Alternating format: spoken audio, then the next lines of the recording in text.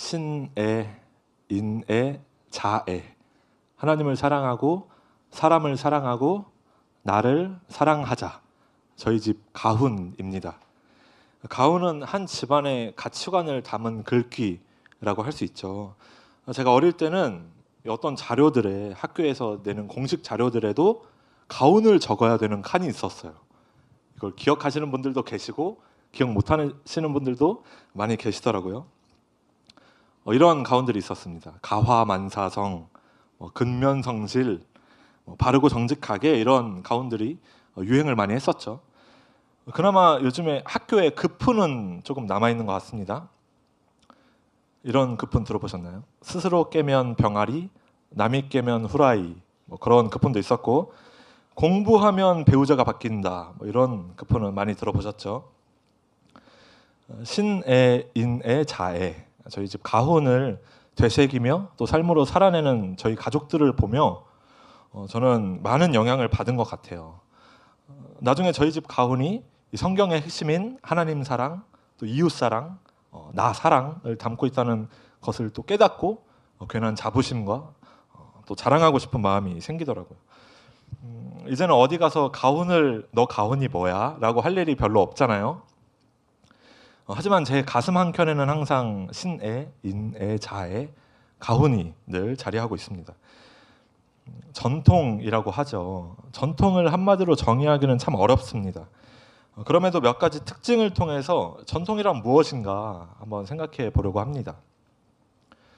어떤 집단이나 공동체에서 이 과거로부터 현재까지 전해져 내려오는 사상, 관습, 행동의 양식을 우리는 통틀어서 전통이라고 할 수 있습니다. 과거로부터 현재까지 전해 내려오는 그 무엇인가가 전통이라고 한다면 분명히 좋은 전통도 있겠고 반면에 좋지 않은 전통도 있을 것 같습니다. 좋은 전통이라면 어떻게 해야 될까요? 계속 이어나가야겠고, 나쁜 전통이라면 끊어내야겠죠. 제가 보기에 청년교구에도 참 좋은 전통이 있는 것 같습니다. 뭐냐면 전통적으로 청년교구에는 제법 멋있는 교역자들이 이렇게 대대로 이어져 내려오고 있다라는 전통이 있습니다. 기억하세요? 매년 가는 우리의 필리핀 해외 봉사가 그렇겠고, 또 청년교구 수련회 지금 열심히 진행하고 있는 행복지기 세움터가 우리의 좋은 전통이 될 수 있을 것 같습니다. 조금씩이지만 자리를 잡아가고 있는 이 팝업 스터디, 토요 청년 기도회, 이러한 행사들도 큰 도움이 되고 있습니다.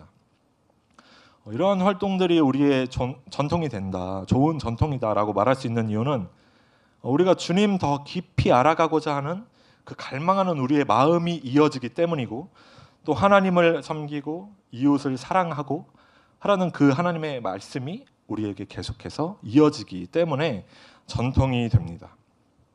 오늘 말씀을 통해서 이 전통에 대해 다시 한 번 더 우리가 생각해보는 시간을 가지려고 합니다. 우리가 전통을 과거로부터 현재까지 그저 이어져 내려오는 세월의 흔적으로서의 전통을 넘어서 성경적 가치관과 또 의미를 담은 전통에 대해서 한번 생각해 보려고 합니다. 그 안에서 우리가 끊어내야 하는 것들이 있다면 무엇이 있는지, 또 이어가야 할 것이 있다면 무엇이 있는지도 함께 고민해 보려고 합니다. 사도행전 20장 17절 말씀을 제가 읽겠습니다.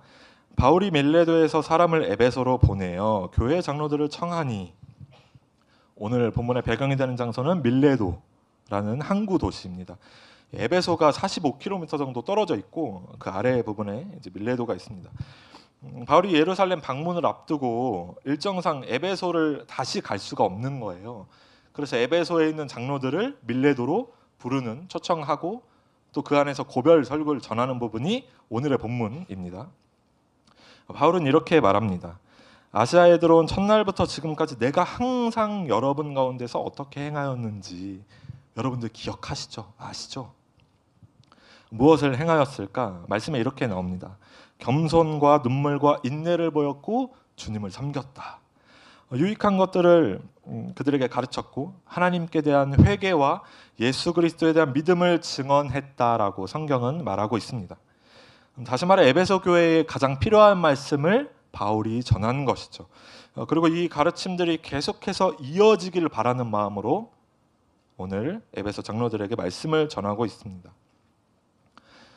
바울이 말합니다. 사도행전 20장 39절에서 31절, 저희가 읽지 않은 구절이죠. 제가 읽어드리겠습니다. 내가 떠난 후에 사나운 이리들이 여러분과 여러분의 양떼를 공격할 것입니다. 제자들을 유혹하고 왜곡된 것들을 가르치는 사람들이 계속해서 나타날 것입니다.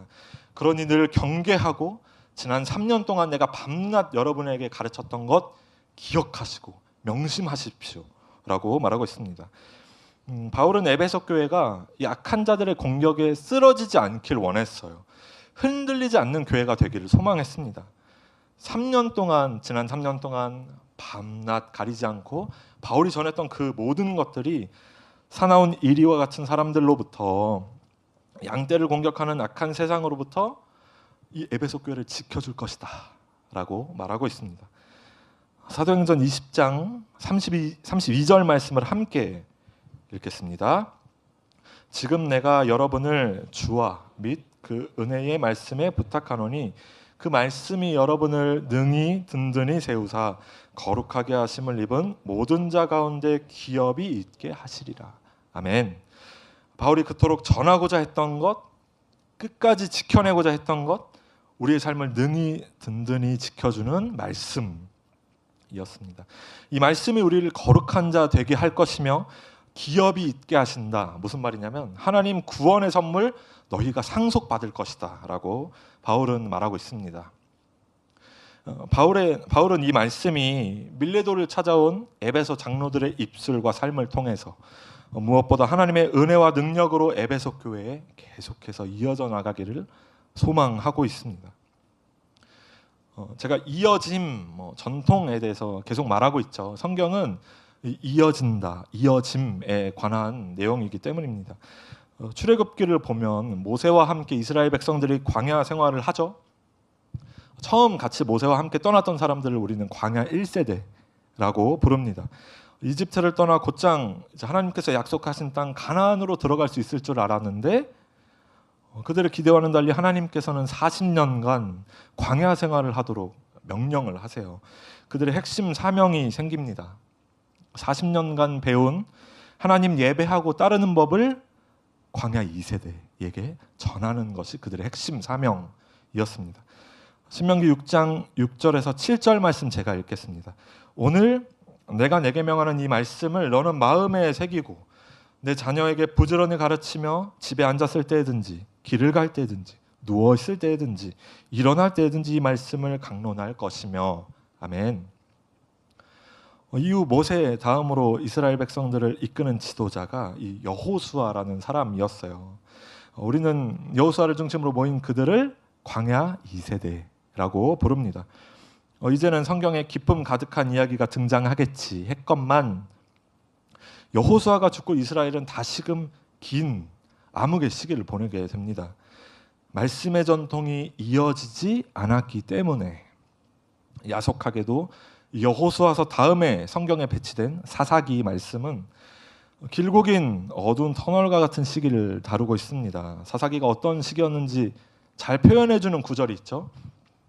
각자 자기 소견에 옳은 대로 행하였더라 라는 말씀이 반복됩니다. 그들은 아무런 중심 없이 기준 없이 피냄새, 혼란이 가득한 시기를 보내게 됩니다. 말씀의 부재, 끊어짐의 시간 속에서 우리가 살고 있는 오늘을 한번 생각해 보았으면 좋겠습니다. 오늘날 우리에게 전통은 어떤 의미일까요? 오래된 것은 그저 낡은 것, 시대에 맞지 않은 것처럼 여겨지는 오늘입니다. 종잡을 수 없이 세상이 너무나 빠르게 흘러가기 때문에 사물도 빠르게 소비하고 사람도 빠르게 소비하는 시대를 살아갑니다. 사랑하시되 끝까지 사랑하시는 그 하나님의 성품과는 정반대의 모습을 보이는 것은 아닌가. 윗세대의 가르침에 대한 이 반사적인 우리 마음 안의 반항심과 오늘만을 살아가라고 말하는 이 시대의 목소리가 합쳐져서 신앙의 전통, 말씀의 전통이 우리 안에 끊어지고 있지는 않은가 진지하게 고민해 보았으면 좋겠습니다. 하나님의 말씀인 성경마저도 우리가 그저 그런 옛 이야기처럼 여기고 있지는 않은가, 괜스레 마음에 하나님께 죄송한 마음이 들게 됩니다. 바울이 말한 것처럼 여전히 우리 주변에는 나를 물어뜯는 사나운 이리와 같은 사람들, 환경들, 나를 유혹해 무너뜨리려는 사람들이, 환경이 가득합니다. 내 스스로의 힘으로는 도저히 감당할 수 없는 일들이 반복되고 계속해서 몰려옵니다. 그럼에도 불구하고 내가 이겨낼 수 있는 힘이 없음에도 불구하고 내 소견에 옳은 대로 살아가는 우리의 모습. 어리석은 우리를 보며 하나님께서 오늘 말씀하십니다. 그 말씀이 여러분을 능히 든든히 세워주실 것이다. 바울이 밤낮 쉬지 않고 눈물로 에베소 교회 사람들을 가르쳤던 이유는 그 말씀만이 능히 든든히 여러분을 세우는 말씀이기 때문입니다. 그 말씀만이 우리가 이 땅을 거룩한 자 될 수 있도록 변화시키는 능력이 있기 때문입니다. 그들의 입술에서, 그들의 삶에서, 우리의 삶에서 이 말씀의 전통이 끊어지게 된다면 사사기처럼 우리는 또다시 암흑의 시기, 넘어지는 시간들, 쓰러짐의 고통을 맛보게 될 것입니다. 바울의 걱정처럼 사나운 이리떼와 같은 나를 공격하는 사람들로부터, 환경으로부터, 제도로부터 이겨낼 수 있는 힘이 없기에 말씀의 전통이 너희 안에 계속해서 이어지길 바란다 라고 바울은 간곡히 부탁하고 권면하고 있습니다. 청년의 시기를 살펴보면 우리가 사회 심리학적으로 친밀감이 참 중요하고 소속감이 참 중요한 시기거든요. 그래서 독립된 나의 정체성 자아는 만들고 싶어 하면서도 동시에 타인과의 관계를 통해서 내 존재도 확인하고 사회성도 확인하게 되는 시기를 보내고 있습니다. 이 조화 속에서 정말 많은 에너지를 보내는 게, 이 쓰는 시기가 바로 우리의 청년 시기라고 할 수 있습니다. 안 그래도 요즘에 청년교구에 제법 많은 모임들이 생겨나고 또 동아리가 생겨나고 있잖아요. 아시죠?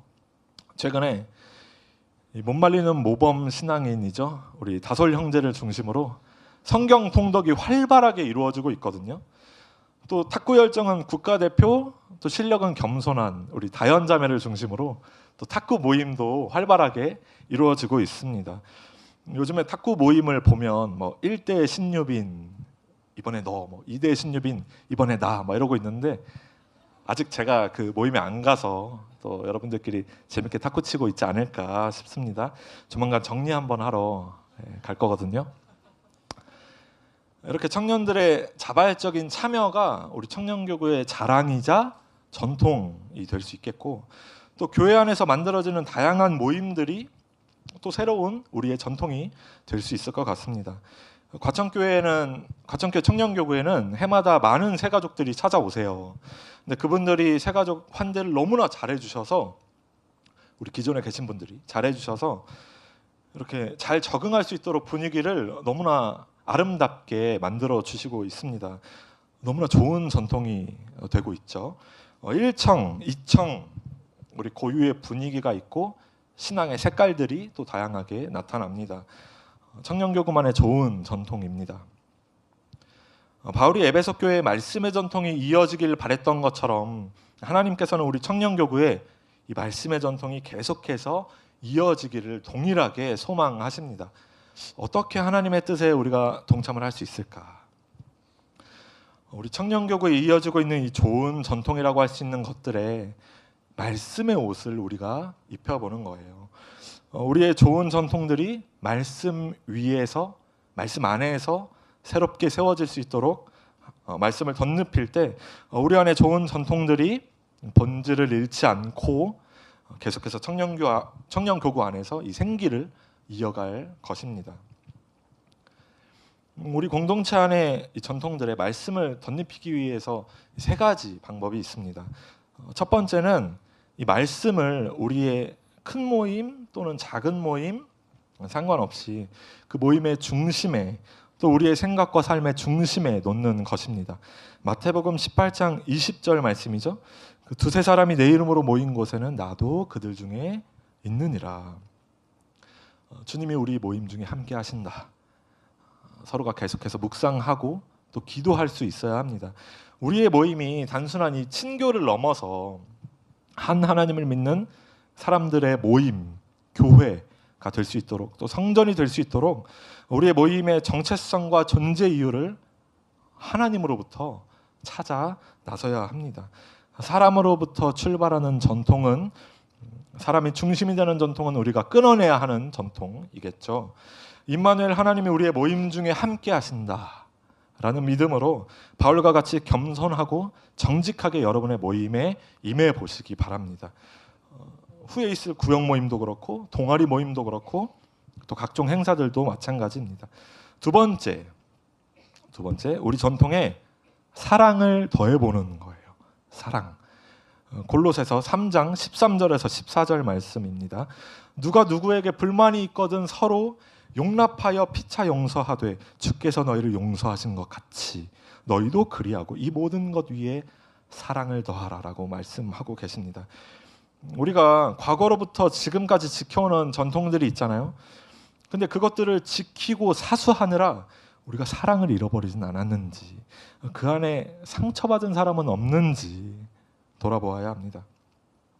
사랑 없는 전통은 끊어내야 합니다. 왜? 예수님이 가시는 곳, 예수님이 머무시는 곳은 언제나 사랑 가득한 축제였기 때문이죠. 예수님 곁에는 언제나 당시 사회로부터 가장 외면받는 사람들이, 소외된 사람들이 가득했습니다. 다시 말해서 사랑받아야 되는 사람들이 가득했던 것이죠. 주님은 그들을 품어주시고 사랑하시는 분이십니다. 예수님 사랑의 정신이 가득 깃든 우리 전통이 되었으면 좋겠습니다.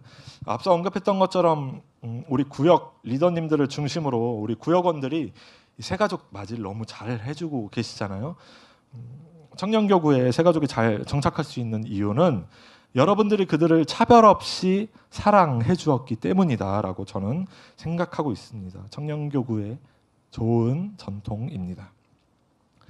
마지막으로 세 번째, 우리의 전통이 입에서 입으로 규율이나 형식으로 전해지는 것이 아니라 삶에서 삶으로 전해질 수 있어야 한다.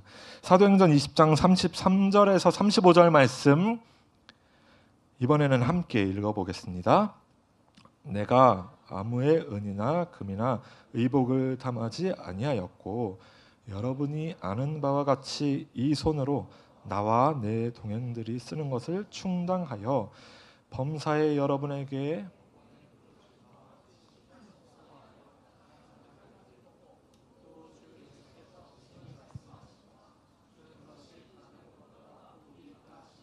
기억하여야 할지니라. 아멘. 전통은 바울이 삶으로 보여준 바와 같이 땀과 눈물로 여러분들의 무릎으로 전해지는 것입니다. 이 우리의 머리와 생각에 머무는 것들이 전하는 것이 아니라 우리가 삶을 전할 수 있어야 하는 것이죠. 삶으로 전통을 이어온 우리의 신앙의 선배들, 우리의 부모님들, 교회의 어른들이 계셨기에 우리가 그동안 머리로만 알고 있었던 지식들이 진리가 되는 것을 우리는 경험할 수 있습니다. 우리가 말씀을 우리의 모임의 중심에 놓고 무엇을 더한다? 우리가 사랑을 더하고 삶으로 이어가는 그 전통이 우리 청년교구 안에 가득가득 생겨나기를 소망합니다. 끝으로 제가 오늘 말씀을 준비하는데 이 마음에 감동이 된 이야기가 있어요. 저의 경험인데 청년교구 내에 이제 1청, 2청이 나뉘어져 있잖아요. 저는 연세가 많으신 1청 여러분들을 맡고 있거든요. 그래서 그런지 2청이라고 하면 막 늘 애기같이 풋풋한 무언가가 있습니다. 그래서인지 2청이 뭔가 한다? 그러면 그냥 귀여워. 막 그냥 오구오구 하고 싶은 마음이 생겨납니다. 그런 마음으로 제가 지난 8월에 2청 여름 수련회를 따라갔어요. 가서 이제 섬기게 되었습니다. 근데 이제 가서 보니까 매점도 운영하고 예배 준비도 너무 잘하고 레크레이션 준비도 너무 잘했더라고요. 그만큼 또 2청 여러분들이 열심히 참여를 해줘서 2청 수련회가 너무나 감사하고 은혜 가득한 수련회 아니었나 싶습니다. 처음 만났을 때는 이제 제법 서로 서먹서먹했었어요. 근데 그 청년들이 나중에는 서로 장난도 많이 치고 활동도 너무나 잘하는 모습들을 보며 마음이 참 좋았습니다. 그렇게 은혜로운 집회 시간까지 일정이 다 끝날 때쯤에 제가 한 장면을 목격을 하게 됩니다. 실명을 말하진 않겠지만 두 형제가 제 앞에서 예배를 드리고 있었어요. 근데 집회가 끝나고 옆에 있던 형제가 그 다른 형제의 등을 야 이러면서 쿨하게 툭 치는 거예요. 마치 그 청춘 드라마에 서로를 인정하는 뭔가 그런 모습 있잖아요. 야 수고했다. 야 탁탁 치는 모습을 보게 되었습니다. 그러니까 옆에 있던 형제도 야 씨. 말도 안 하고 눈빛과 이 행동으로 서로의 마음을 이제 표현하는 것이죠. 처음에는 뒤에서 보면서 얘네 뭐 하나 이렇게 하는 마음도 있고 이제 귀여운 거예요.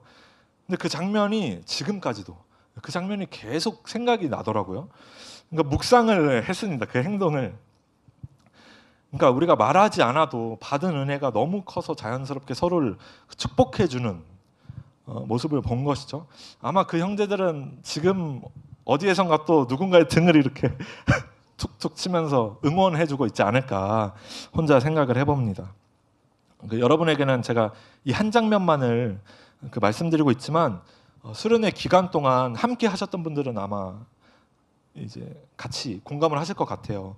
이러한 장면들이 너무나 많이 있었습니다.